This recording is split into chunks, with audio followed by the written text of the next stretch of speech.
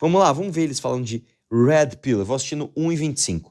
Bora lá? Começou. Foi. Aquele deputado de Minas Gerais, aquele deputado problemáticosíssimo, Você tá falando de quem? Você tá falando do Nicolas, cara? Assim, só falta você ter que ficar falando indiretinha pro Nicolas que, não quero fazer ele crescer em cima de mim. Para, vai, Érica, para. O cara propôs um Bolsa Patrão. E eu acho engraçado porque ele votou contra o Vale Gás. Né? Ele votou contra um programa do governo que dava Vale Gás. Mas Eu não sei se ela tá falando do Nicolas, tá? Que, aliás, vocês viram o cenário do pai? Vocês viram se tá ficando legal ou não, hein? Calma, isso é só uma amostra, calma. Vamos lá. decidiu que precisava o governo, então dar uma bolsa. Sempre falou mal de programas do governo, sempre falou mal de programa de redistribuição de renda, sempre atacou, votou contra, né, o Vale Gás. E agora diz que então, que tudo bem, vamos ir com a 6x1, mas precisa dar um vale pro patrão. Não pode ser o patrão que vai pagar essa conta, tem que ser o Estado. Que, tipo assim, não faz sentido nenhum, porque o patrão lucra bilhões com a força do trabalho do trabalhador exausto, cansado, sugado. Pausa aqui, você vê, já começa tudo distorcido aqui, cara. Pra começar, ela defende o Vale Gás, que é basicamente compra de voto. Né? Olha aqui, o Lula cobrou imposto pra caramba na taxa das blusinhas, cobrou imposto pra caramba não sei aonde, agora na véspera de eleição ele vai te dar um Vale Gás. Obrigado, Lula! Como você é legal, né? Depois vai falar assim, não, é o patrão que lucra bilhões. Deixa eu te falar uma coisa, minha querida. Se você tem, sei lá, um mercadinho, que você tem um caixa ali e trabalha na escala 6x1, aquele dono de mercadinho não tá lucrando bilhões. Você tem um comércio na 25 de março, você tem uma loja de roupa no Brás, tem 1, 2 pessoas ali, 3 trabalhando em escala 6x1, o patrão não tá lucrando bilhões. Segundo o Sebrae, já falei isso aqui, tá? A renda média de um empresário no Brasil é inferior a 5 mil reais, tá bom? Então, pinga nos is, né? Vamos lá. O patrão não faz muita coisa. O patrão, se você botar ele ali pra trabalhar, ele não sabe o que ele tem que fazer dentro da própria empresa dele, porque ele muitas vezes nem foi lá na linha de produção, nem foi lá no chão da fábrica, nem foi lá onde tá a gente passando mal, desmaiando, sem ver filho, uma série de coisas. E aí o bonitinho do deputado mineiro, que todo mundo já sabe quem é, né? Eu tenho um pouco de horror de falar o nome, mas obviamente todo mundo já sabe. Você tá falando do Nicolas, é isso, cara? E aí, assim, eu nem tô sabendo. Se o Nicolas propôs isso, tipo assim, não, vamos acabar com a escala 6x1 com um reembolso pro patrão. Eu não sei, eu não vou falar do que eu não sei, né? Mas se ele propôs isso, cara, vamos lá. Propôs essa ideia. Então, assim, eles vão ficar tentando criar malabarismos. Saída. Eles sofrem um lobby do setor produtivo muito grande. Setor produtivo poderoso, forte, que domina, porque pra eles também, e é isso, e o ódio só vai Só uma coisa, aumentando, eu gostei muito que você usou, pelo menos, o termo setor produtivo, né? Que é quem produz. Coisa horrorosa, né? Se tudo, ela ainda vai lá e faz uma coisa como essa. Porque levou pra boca da sociedade. Eu não inventei a redução da jornada de trabalho, o movimento VAT, Rica Azevedo também não inventaram essa pauta. Eles ganharam, eles trouxeram força, mas nós juntos, com o movimento, conseguimos popularizar. Eu tenho uma dúvida, o projeto foi aceito, mas se as empresas não aceitaram, falaram, não, aqui minha empresa é minha, eu que mando, como é que vai funcionar isso? Vira crime. olha a pergunta do cara. Mano, você tá ligado, meu? Se passa essa lei, a empresa falar que quem manda da empresa sou eu. Mano, mano, assim, eu vou te chamar do quê? De inteligente, mano? Sei lá, imagina hoje uma empresa que fala assim, não, então você vai trabalhar 18 horas por dia. Todos os dias. Não pode, não, mas o que você acha? O que você acha que acontece? O que será que acontece, hein? Tá ligado, mano? O que será que acontece? Porque você trouxe um raciocínio também, meu, que pumba, né, meu? Você pôs na mesa e aí, pá, porque pum também, né, meu? Você tem que ver, né, meu? Não pode. A empresa é dele, mas a legislação é feita dentro. Exatamente. Então existe uma lei. Mas eu imagino o trabalhar,dor meu, cara, eu não vou denunciar a minha empresa. Se eu denunciar, eu vou ser mandado embora. Então mas aí é por isso que a gente precisa convocar, que me encontram todo o tempo nos corredores da Câmara e fala, deputada, não esquece da gente que são os auditores fiscais do trabalho. Que são pessoas que trabalham em órgão público, do governo, que vão às empresas fazer essa fiscalização. Que via de regra, irmão, tô falando todos, tá? Mas via de regra, vai conhecer um auditor do trabalho. Vai lá ver um fiscal do trabalho como é que é. Tá? Vai ver como é que é a vida desses caras. A gente vai precisar dessa fiscalização. Demais, a gente vai precisar que esses trabalhadores vá até essas empresas. Que esses trabalhadores vá. Mano, aprende, mano. Se a escala tá sendo respeitada, se a carga horária tá sendo respeitada, porque senão foi crime. E se o funcionário falar assim, beleza, foi pra escala 5x2, mas aí o patrão chega e fala assim, eu te pago mais pra ser 6x1. E aí, como que vai funcionar isso também? Não consegue, cara. Ele não consegue. Deixa eu te explicar uma coisa, irmão. Não pode, cara. Quando proíbe, proíbe. Não existe isso. Você tem um limite de horas extras. Não pode, simplesmente não pode. E eu acho que vai ter um combinado patrão e empregada, tipo uma relação, se você vai receber a mais por isso. Não vai ser uma hora extra, vamos ser, Nossa, cara, nem a própria Érica sabe. Nossa, nem ela sabe. Nem ela sabe. Meu Deus do céu, nem ela sabe. Não, peraí, meu, deixa eu ver. Tô na escala aqui, 5x2, mas eu preciso trabalhar um dia mais por semana. Como é que faz, hein, meu? E se eu te pagar, não vai poder! Porque ultrapassa o número limite de horas extras. É muito difícil, cara. Você tem uma jornada de trabalho de 44 horas semanais. Então, não é à toa que ela errou, né, na conta matemática da PEC dela, né? Você não pode ultrapassar isso. Ponto final. Vamos entender, uma hora extra, talvez você consiga ali com um acordo entre você. Não é pra acontecer. Mas quem vai poder também ir lá e dizer pro trabalhador, olha, se você tem uma possibilidade de ganhar mais, você tá vendendo um dia do seu trabalho... É uma opção sua, né? Pelo menos você tem essa opção. A lei não vai tecer sobre isso, né? Eu não sei ainda como ficou o PL do governo como um todo. Nossa, você nem sabe o que você tá falando. A lei já tece sobre isso. Tenta fazer isso com férias, por exemplo. Você não pode vender suas férias inteiras, não é? Tenta você querer fazer mais horas extras do que são permitidas. Não, você não pode. Você viu, cara? Você viu que ela até se constrangeu a hora que... Não, não, a lei não vai tecer sobre isso, né? Não vai, porque já faz. Um todo, mas na PEC a gente não tinha algo, porque a gente muda a Constituição. A gente muda o que está escrito no texto da Constituição, das horas de trabalho, os dias da semana trabalhada. Essas nuances da relação patrão e empregado, esses combinados direto, eu acho que é uma coisa que vai ficar dentro do campo do individual e as pessoas vão poder entender o que é se é rentável para ela. É como se você decidisse fazer uma hora extra, né? Você tem a oportunidade, a empresa te oferece, você fala, não, eu quero ficar aqui mais 3 horas depois do meu horário, porque eu vou ganhar mais, esse dinheiro vai fazer uma diferença na minha vida, né? Mas a ideia é que as pessoas consigam descansar, mas eu acho que vai acontecer muito disso. E aí a lei não deve interferir diretamente nesse ponto.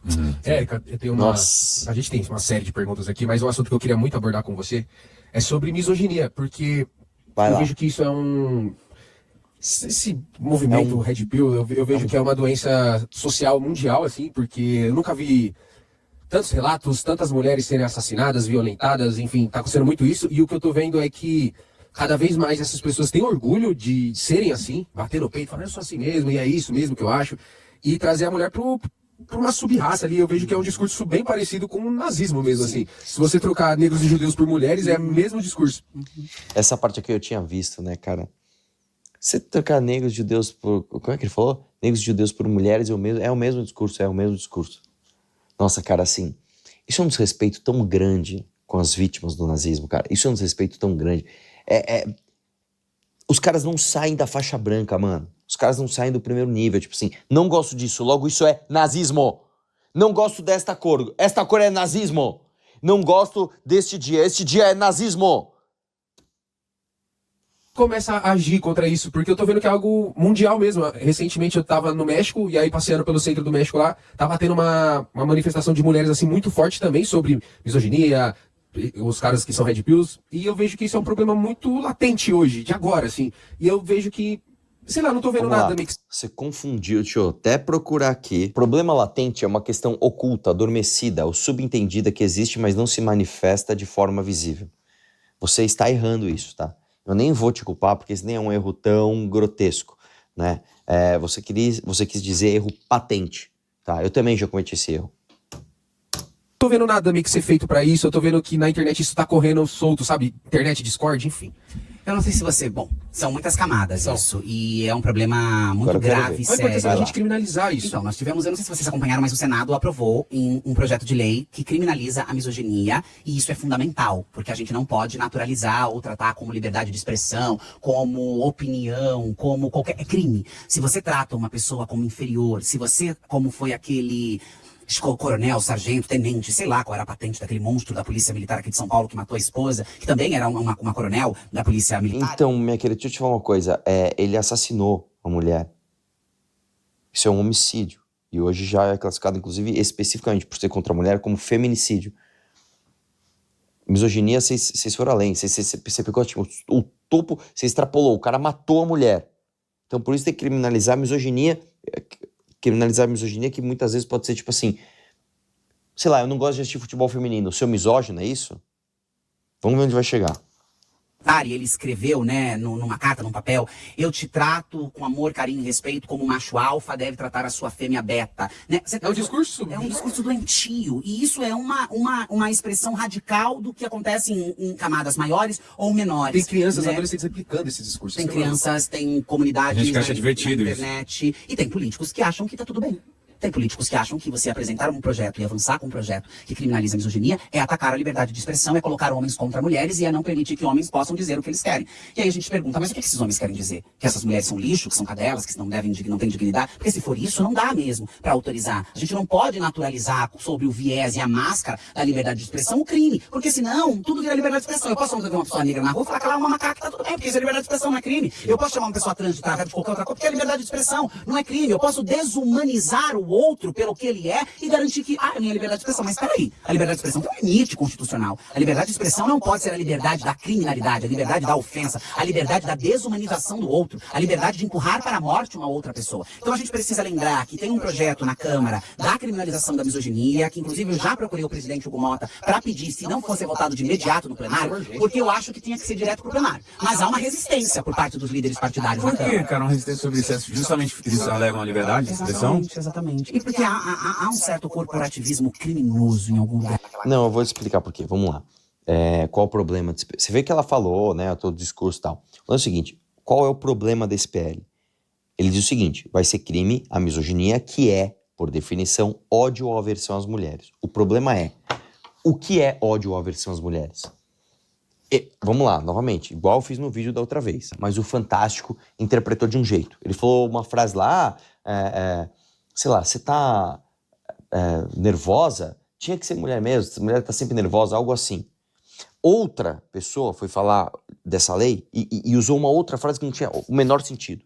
Aí uma outra pessoa falou assim, você viu que o Neymar falou que um homem estava de Chico? Isso é misoginia. Cada um interpreta de um jeito, cara. Cada um interpreta de um jeito. Esse é o grande problema. Vamos lá. Naquele ambiente, né? Parece que o tempo inteiro estão tentando proteger criminosos, proteger crimes, defender crimes. Depois vão lá e se vendem como bastião da justiça, como bastião da... Mas na hora que... Mas isso O mundo tá chato agora, Exato, não dá nem não para dá. zoar mais as mulheres. Não dá pra zoar as mulheres. Essa é a linha de raciocínio, é esse o pensamento. Então eu procurei o presidente Hugo Mota para ver se, já que não vai com requerimento de urgência direto ao plenário, vamos tramitar aqui na Comissão das Mulheres, vamos fazer um debate por aqui e depois a gente vai entendendo qual é o caminho que esse texto vai andar, porque ele tem que andar e ele é muito importante para o Brasil. Mas tem uma outra questão. Não basta a lei. Porque, por exemplo, a gente tem a criminalização da LGBTfobia equiparada ao crime de racismo, e isso não garantiu com que pessoas LGBTs parassem de ser executadas, com que pessoas LGBTs parassem de ser violentadas. As pessoas não são punidas. Exatamente. Mas a gente precisa de um processo de educação. Pausa. Ai, caramba, você viu que ele ainda só. As pessoas não são punidas, pô. Pois é, você tá na frente de uma pessoa que votou o contrário, né? A aumentar a pena para crimes hediondos. Ela, não, precisamos de projeto de educação. O Brasil investe um monte de educação, cara. Não é só educação. Você precisa, sim, da certeza da punição, tá? Caso você seja um potencial criminoso. Porque, cara, se fizer isso aqui, cara, eu vou ser punido. É melhor não fazer merda. É preciso educar. É preciso falar com os homens. É preciso educar os meninos. É preciso falar com as pessoas de dizer, olha... O feminino não é pra ter horror, não é pra ser o oposto. Vocês precisam aprender a se relacionar com as mulheres na sociedade. E a gente discute muito isso. Por que não fazer isso com as escolas? Uma educação. E aí vão dizer, não, é a história da mamadeira de piroca, o kit gay, a ideologia de gênero, e nanana. Quando, na verdade, nós entendemos que a legislação ela é fundamental, importante, ela precisa ser aplicada. Porque não adianta ter uma lei que ninguém responde por ela. Você chegar lá Não adianta estar no livro, né? Exato, tá no papel, tem que estar na lei. Mas a lei, só a lei dura no papel, ela também não resolve o problema da sociedade. Porque a gente precisa educar as pessoas, a gente precisa despir as pessoas. A sociedade, o mundo é patriarcal. Meninos são ensinados a serem machistas, meninos são ensinados a entenderem a mulher como algo inferior. Não ensina a gente nem a estudar. O que ensina Não, peraí, deixa eu só falar uma coisa. Ela falou assim, diz que ela é patriarcal. Vamos lá. Me fale uma sociedade, na história do mundo, em qualquer lugar do planeta, qualquer lugar, em qualquer período da existência humana na Terra, em que você não teve uma sociedade patriarcal. Não existe. Você pode ter exemplos pontuais de pequenos momentos onde, por exemplo, uma mulher, né, ficou muito poderosa politicamente. Então, por exemplo, todo mundo cita Cleópatra, beleza.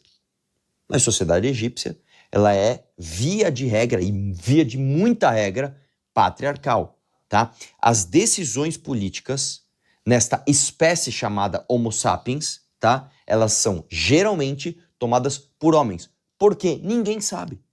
Você não tem essa resposta ainda. Tá? Não existe... por causa disso...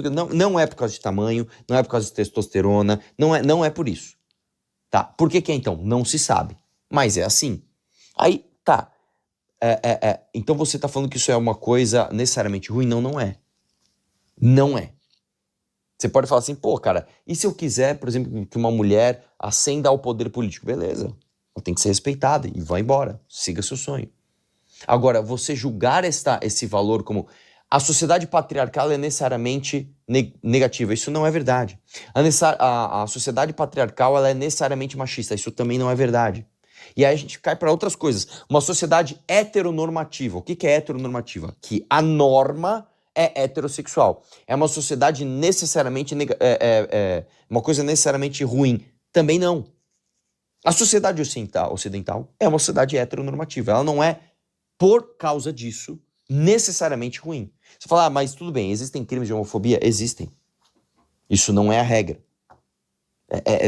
Eu sei que parece simples, mas essas pessoas não entendem, né, cara? Vamos lá.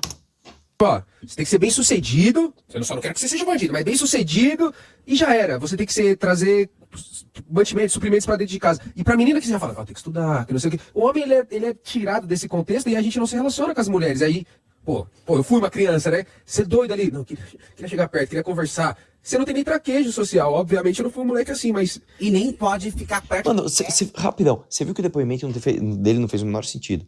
Ele começou com um argumento de autoridade. Não, porque foi uma criança, né? Aí ele foi dar um depoimento de como ele, né, muitas vezes não tinha traquejo social. E depois, obviamente comigo não foi assim.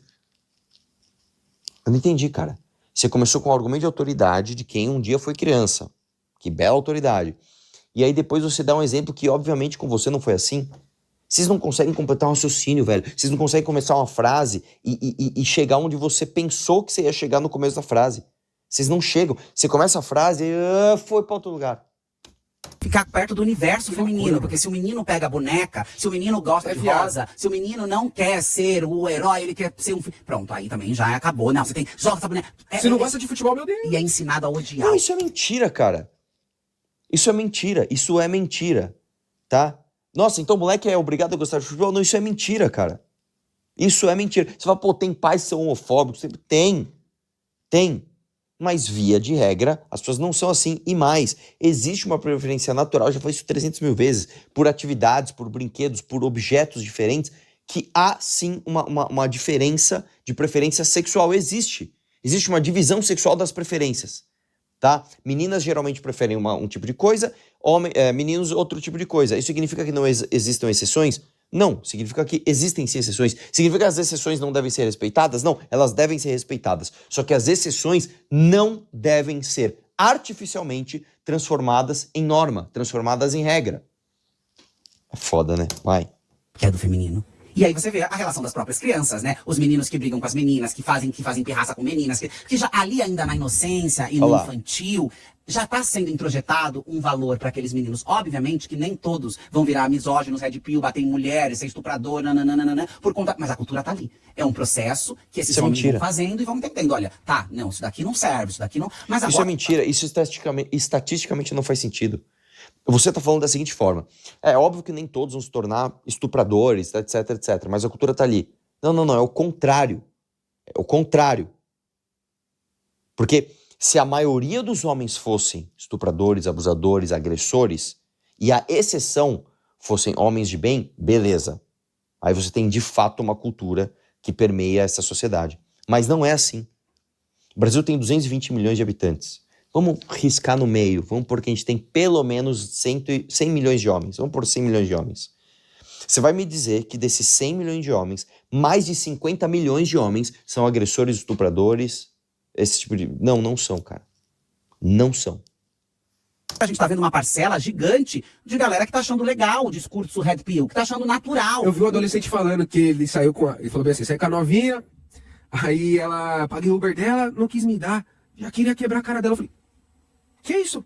paguei um Uber, não quer me dar, vou te matar. É esse lugar. Que isso? Sabe? Tipo, é um lance meio, tipo assim, eu provi isso pra você. Fanfic nível 1, cara. Para, vai. Eu estou provendo. Sim. Isso é uma coisa muito maluca e doentia, cara. Aquela trend do TikTok, que homens estavam batendo, simulando agressão a mulheres caso ela me diga não. E isso ficou, sei lá quanto tempo, disponibilizado numa rede social, motivando, estimulando, alimentando Não, essas pegando faca, questões. literalmente, Exato, passando dando no pescoço, soco, que pegando isso? faca, dando voador, brincadeira. Trend. Ai, não. Mas essas mulheres estão morrendo. Todos os dias a gente viu aquela moça sendo arrastada pelo carro à luz do dia. Depois, uma semana depois, a amiga dela sendo morta de uma maneira absurda. A menina tentando se agarrar num muro pra subir do seu agressor. Mulher que vai fazer denúncia na delegacia, o agressor volta e taca fogo na casa, mata filho. Essa é a Eu vi um realidade. caso agora, faz um tempo já, Érica, de um cara que não aceitou que a mulher foi ter que separou dele e foi tocar a vida dela com outro relacionamento. Ele simplesmente matou os 2 filhos e se matou e deixou uma carta pra ela escrita, ó, culpa sua. Sim, que sim, loucura. nós vimos isso. Nós vimos isso. Isso é por isso que é tão importante. Criminalizar, mas educar, pedagogizar. Cada vez mais espaços de fala, de troca, de escuta e de formação. Porque a lei vai responsabilizar, vai minimizar, mas ela não vai dar conta deste adolescente, por exemplo, que diz que saiu com a garota e porque a garota não quis transar com ele, ele iria bater nela. Esse adolescente vai precisar de um processo mais alto. Talvez ele pode ter medo de dizer isso na internet, talvez ele pode se sentir um pouco mais recuado, mas ele precisa ser educado, ele precisa entender o valor que tem a mulher. É preciso limpar a mente desses meninos para que, e assim com todos os outros grupos sociais. Porque por que a misoginia está entrando na legislação de equiparação ao crime de racismo, como foi a LGBTfobia? Primeiro porque tem essa legislação, que já é uma legislação que existe. Uma bagunça. Porque o brasileiro, cara, tem um problema grave em usar as ferramentas com parcimônia, tá? A gente não consegue estabelecer uma pirâmide de prioridades. A gente colocou, eu já falei isso várias vezes também, o racismo na ponta mais alta da pirâmide. Aí tudo você quer ficar jogando lá pra cima. Tudo. Põe na ponta. Senão você não se importa, porque não me importa, só que eu acho que esse crime não está tão grave. A gente não consegue quantificar as coisas, a gente não consegue entender nuances, tá? A gente não consegue entender a dosagem das coisas. Que já é uma legislação que existe e abre e consegue abarcar. Porque é a mesma coisa do racismo. O racismo é você olhar para uma pessoa negra e achar que ela é inferior a você, que você pode matar, que você pode explorar, que você pode ridicularizar uma pessoa LGBT. É a mesma coisa. E aí a gente precisa ir educando, a gente precisa ir pedagogizando e a gente precisa ir tendo legislações que garantam. Por isso que é tão absurdo ver que tem deputados que querem enterrar o PL da misoginia quando deveriam estar trabalhando o tempo todo como representantes do poder público para acelerar essa votação e garantir que existisse leis duras, que existisse programas de educação, para que existisse espaços de socialização onde as pessoas pudessem entender o que está acontecendo e lidar conta desse problema, porque o feminicídio cresceu de maneira absurda, a violência cresceu de maneira absurda, os discursos Red Pill e Incel ganharam... Vamos lá. Érica, você concorda que o feminicídio cresceu muito antes do movimento Red Pill ou não? Outra coisa, você concorda que o feminicídio cresceu num governo de esquerda? Também, no governo Lula agora? Você concorda também que você ter um crescimento do feminicídio, ele precisa necessariamente ter uma resposta social em termos de punição do feminicida? Ou não? Então não adianta, cara. Não adianta você citar isso. Dão conta do debate social. De um lado, a gente não consegue a regulação das plataformas digitais, porque os deputados e senadores se comportam como amantes das big techs e não com a responsabilidade social que deveria ter. Do outro lado, a gente cria uma legislação importante, vota no Senado, mas quando chega na Câmara, não, porque aí, mas como? Isso daí vai colocar homem contra as mulheres. A gente saiu do Twitter porque como é que tava o Twitter, pô? Eu entrava lá, era só pornografia, cabeça explodindo, treta, maluquice. Eu falei, que isso? Um xingamento desnecessário pra nós. Explícito assim, então... Tá maluco? Não, é muito louco ver os homens tretando por causa disso, falando de liberdade de expressão, mas é muito simples, é só você não fazer isso, cara. É só não você vai ser te afetar babaca. em nada, Você vai continuar podendo ter a sua opinião. Você não pode ser um agressor. O problema é esse, cara. Olha só, essa frase é muito importante. Você vai poder continuar tendo a sua opinião, você só não pode ser um idiota babaca. O que é ser um idiota babaca? E eu vou te falar uma coisa. O homem, ou a mulher, ou qualquer pessoa, ele não tem o direito de cometer crime. Ele não tem o direito de ser racista. Beleza. Agora ele tem de ter o direito de ser babaca. Sabe por quê? Não porque ser babaca é uma coisa desejável, mas você não deve acabar com tudo que é indesejável criminalizando. Você não pode ter esse discurso, tudo que eu não gosto deve ser crime. Sabe por quê? Porque, via de regra, o ser humano, na sua curva de aprendizado, ele comete alguns excessos, ele vai aprendendo a ser uma pessoa desejável. Entendeu? O que é ser uma pessoa babaca? A definição de uma pessoa babaca, ela é muito elástica. E, novamente, não, você não pode ter sua opinião. Você não pode ter, a verdade é que você não pode. Se o PL da misoginia passa e você cai na mão, principalmente num juiz de primeira instância militante, você não pode, por exemplo, dar a seguinte opinião: pô, cara, eu não gosto de assistir futebol feminino. Eu não acho que a gente deve patrocinar o mesmo valor pro futebol feminino que a gente patrocina o futebol masculino. Você não vai poder ter essa opinião, porque um juiz pode, claramente, através dessa lei, falar: isso está equiparado ao racismo. Entendeu? É esse o problema, cara. Vai lá. Ninguém tá afim de você pegar e falar assim: não, vamos fazer com que a sociedade, né, seja comum, seja permitido, seja agradável se ter homens falando em matar mulheres. Não, mesmo porque quem faz isso, né, quem faz, como é que é? Taca a bebida, taca a pica, depois taca na rua. Quem faz isso é a turma que você vai lá, né, Erika Hilton? Dá um aceno, né? Você não foi lá dar um aceno por Uruan? Não, Uruan, vem pra política. Aqui é lugar pra você também. Pois é, minha querida, o Oruan é líder do Comando Vermelho, que mata dezenas de milhares de mulheres todos os anos, tá? A gente viu aqui a notícia de que a menina não quis transar com o dono do morro, ela basicamente matou essa menina e colocou o corpo na porta da casa da mãe dele. Você não falou nada sobre isso. Acabou. Se curtiu, deixa o like para fortalecer. Se inscreve no canal para não perder nada. Nos vemos no próximo vídeo.